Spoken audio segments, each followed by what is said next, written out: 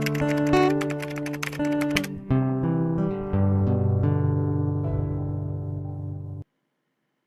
जाइए, अभी हम बात करते हैं इनकम इलास्टिसिटी।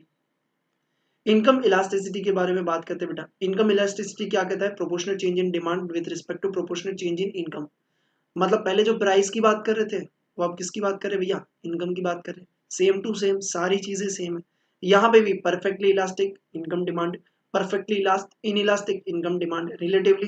देखो ये पांचों पांच क्या है भैया, उसके टाइप्स जो है वो सबके सब सेम है, एकदम से सेम है, इसमें कोई नहीं है। देखो परफेक्टली इलास्टिक डिमांड का मतलब क्या होता है सर? परफेक्टली इलास्टिक डिमांड का मतलब ये होगा कि इनकम में कोई चेंज नहीं हो रहा फिर भी डिमांड में चेंज हो रहा है। Income is constant if there is a change in demand. हाँ सर, ठीक है, तो इसे क्या कहेंगे? Perfectly elastic. Perfectly inelastic किसे कहेंगे सर? इनकम में कितना भी चेंज आएगा कोई फर्क नहीं पड़ता, डिमांड सेम टू सेम रहेगी। इसे क्या कहेंगे? Perfectly inelastic. There is no change in a demand, ठीक है। Income is a change if there is no change in a demand, ठीक है, डिमांड में कोई भी चेंज नहीं आ रहा है। आ जाइए, अब देखो, अब यहाँ पे अगर हम बात करें relatively elastic demand, relatively elastic demand का मतलब ये होता है कि सर इनकम चेंज हो रहा है ना, उससे ज्यादा डिमांड चेंज हो रही है। मतलब इनकम थोड़ी सी भी चेंज हो गई, डिमांड ज्यादा चेंज हो जाएगी, ठीक है। Change in demand is more than proportional change in income. अब इसमें कुछ नया नहीं है, सेम प्राइस की जगह income. Relatively in elastic, sir income में जितना चेंज हुआ उससे कम चेंज हुआ है डिमांड में, ठीक है। मतलब इनकम में ज्यादा चेंज हुआ तो भी डिमांड ठीक ठाक है। Change in demand is less than proportional change in income.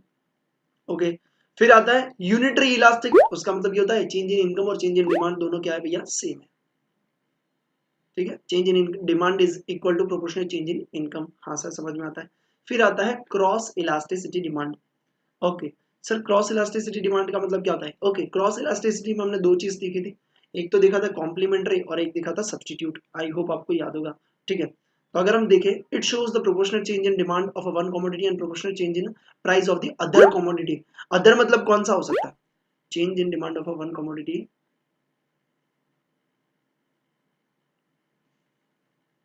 Change in the price of the other commodity. Other commodity मतलब कौन सा हो सकता है, कोई बता पाएगा?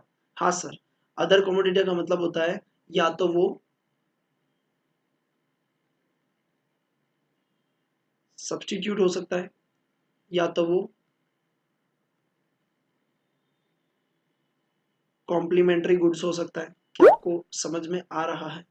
हाँ सर, समझ में आ रहा है।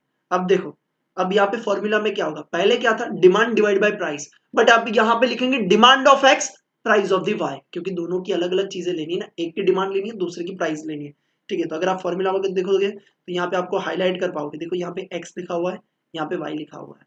तो एक प्रोडक्ट की डिमांड दूसरे प्रोडक्ट की क्या लेनी है? प्राइस लेनी है, ठीक है। तो इसे कहते हैं भैया क्रॉस इलास्टिसिटी डिमांड।